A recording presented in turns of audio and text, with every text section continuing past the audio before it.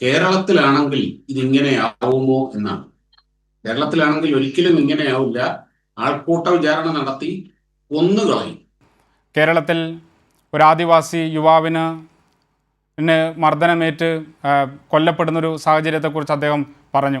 അദ്ദേഹം മനസ്സിലാക്കേണ്ട ഒരു കാര്യം, അങ്ങനെ ഈ നാട്ടിലെ ഭ്രാന്ത് പിടിച്ച ചിലർ, ഒരു കൂട്ടം ആളുകൾ ഇത്തരം ഒരു ഭ്രാന്ത് ഈ നാട്ടിൽ നടപ്പിലാക്കിയപ്പോൾ അതിൻ്റെ കൂടെയല്ല ഈ നാട് നിന്നത്. ഈ നാട്ടിലെ മുഖ്യമന്ത്രി ഉൾപ്പെടെയുള്ളവർ നിന്നത് ആ ഭ്രാന്തൻ ആൾക്കൂട്ടത്തിൻ്റെ കൂടെയല്ല, മറിച്ച് അവിടെ ഇരയായ കൊല്ലപ്പെട്ടിട്ടുള്ള മനുഷ്യൻ്റെ കൂടെയാണ് നമ്മൾ കണ്ടിട്ടുണ്ട്.